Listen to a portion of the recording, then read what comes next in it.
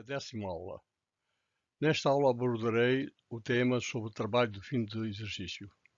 Falarei sobre o inventário geral, regularização das contas. Dentro da regularização das contas falarei sobre lançamento de retificação e lançamento de transferência. Depois falarei sobre o balancete retificado, balanço final, balanço de demonstração, mapa de demonstração do resultado e encerramento da escrita. Ora, hoje vamos falar sobre a aula 10. Trabalho de fim do exercício. Designa-se por trabalho de fim do exercício aquele que é necessário fazer, depois de elaborado o balancete de verificação do último mês do exercício. A regra geral é o mês de dezembro, para apurar os resultados, elaborar o balanço final e encerrar as contas. Antes de mais, devemos começar por apreciar os valores do último balancete de verificação. Corresponderão estes valores à realidade? Sabemos que tal não acontece, pelo menos em relação a algumas contas, como por exemplo, depósito à ordem. Por outro lado, também sabemos perfeitamente que o saldo da conta de mercadorias, quando estas são escrituradas por processo de inventário periódico, não representa o valor da existência em armazém e que, quando escrituradas pelo processo de inventário permanente, pode não corresponder à realidade, em consequência das quebras e derrames, sendo imprescindível, como é evidente, que o valor contabilístico das contas coincida rigorosamente com o seu valor real.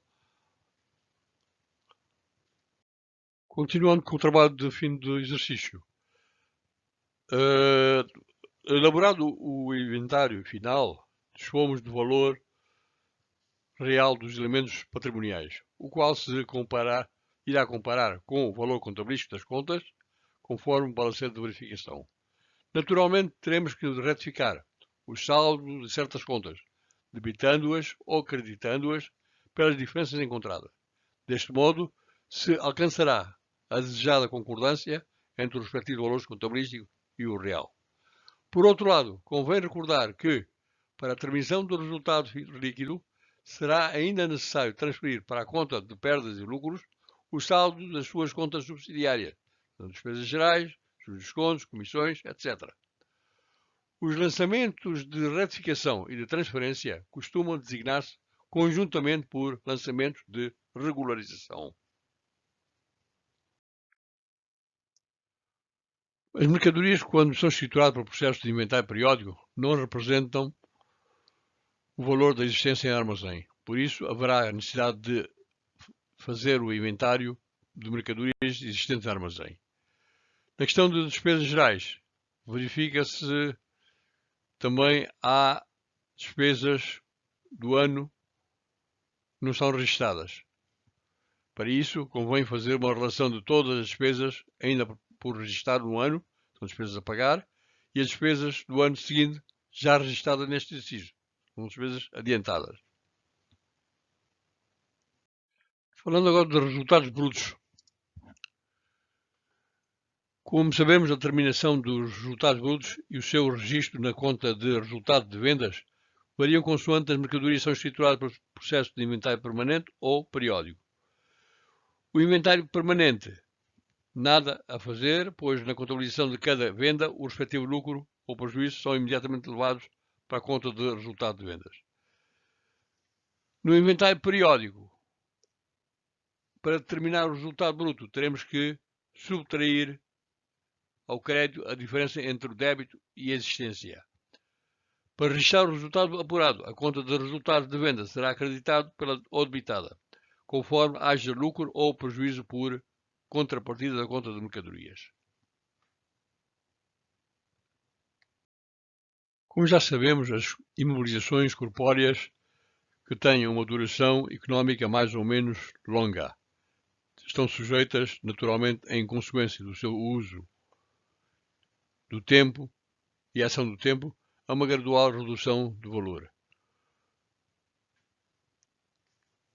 Assim, é necessário registrar periodicamente aquela depreciação e é precisamente esse registro que se designa por amortização.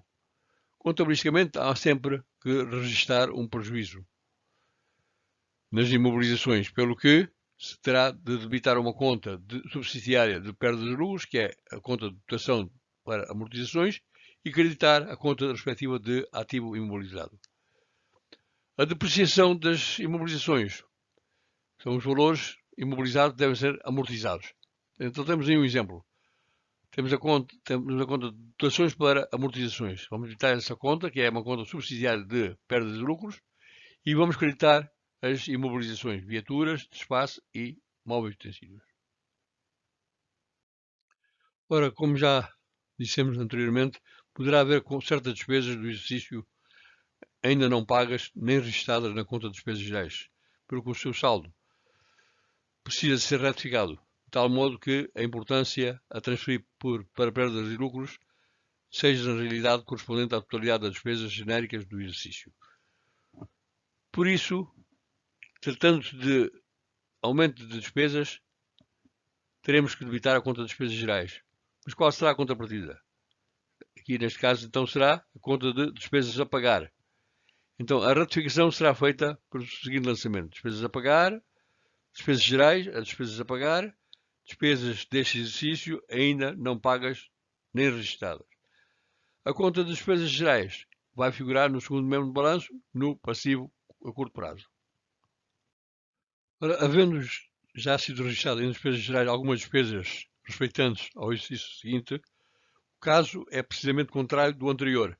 De facto, também agora o saldo daquela conta precisa ser ratificado para que a importância a transferir para a perda de lucros corresponda apenas às despesas genéricas do exercício, sob pena dos seus resultados serem prejudicados em benefício do ano seguinte. Tratando-se de diminuição de despesas, equivalente à anulação de prejuízos, teremos que creditar a conta de despesas gerais. E qual a contrapartida? Essas despesas, representando verdadeiras antecipações ativas, hão de figurar no primeiro momento de balanço numa conta de regularização, cujo título poderá ser chamado, dar o nome, ou poderá ser de despesas adiantadas, contas que permita a sua transição para o exercício seguinte, no qual será considerada. Então, a ratificação será feita pelo seguinte lançamento: despesas adiantadas, as despesas gerais, despesas representantes ao próximo exercício, já pagas ou registradas. A conta de regularização de despesas adiantadas é também uma conta de transição, pois representa valores em situação transitória e irá figurar no primeiro ano de balanço.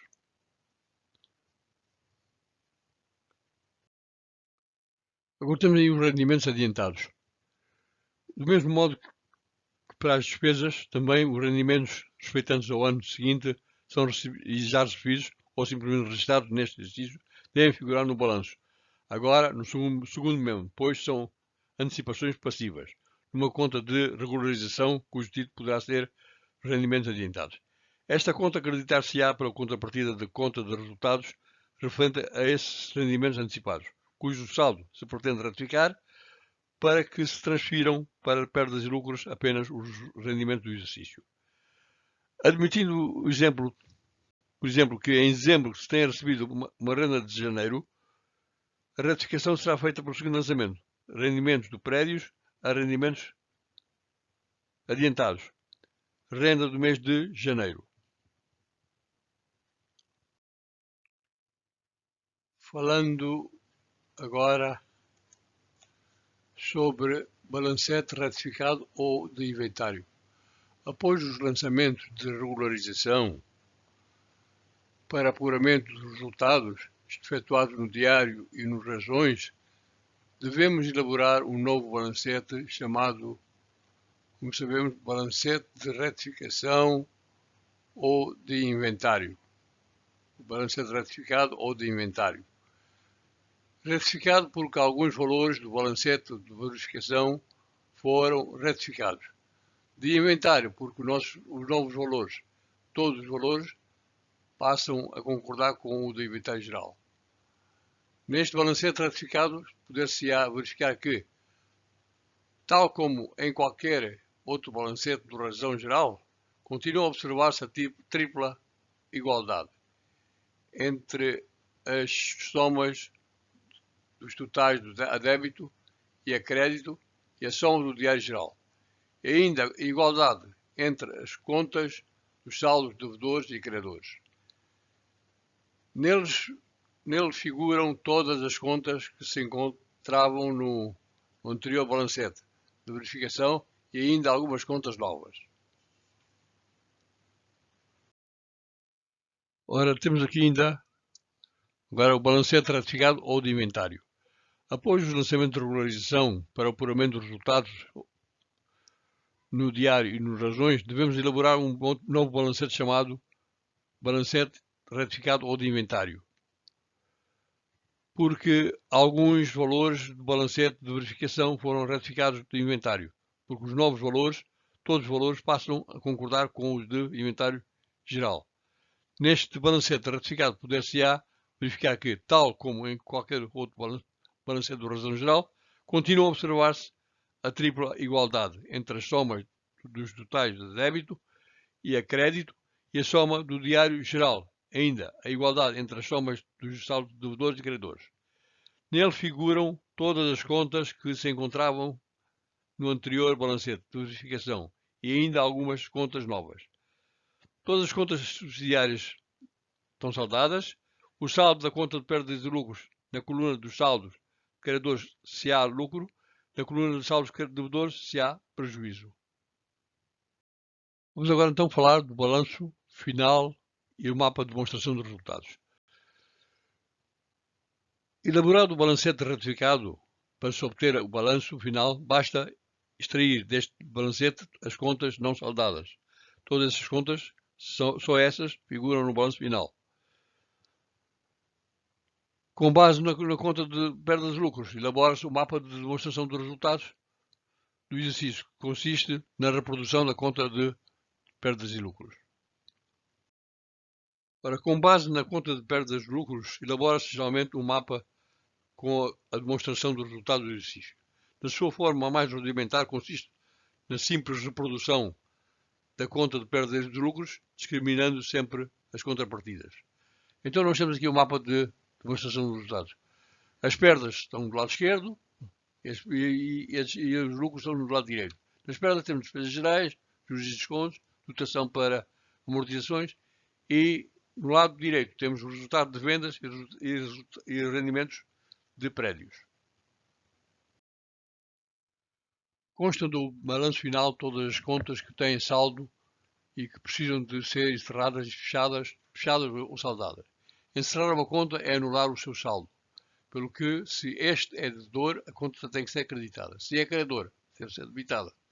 Com base no balanço, vendo que as contas do primeiro membro têm saldo devedor e que as contas do segundo membro têm saldo credor e que é igual à soma dos saldos de natureza contrária, podemos encerrar a escrita por um único lançamento, debitando as contas do segundo membro de balanço e creditando as contas do primeiro membro de balanço. Só após este lançamento de encerramento é que o diário geral deve ser somado e trancado. Ora, nesta aula falamos do inventário geral e da regularização das contas, lançamento ratificado, lançamento de transferência, do balancete ratificado, do balancete final, mapa de demonstração do resultado e do encerramento da escrita.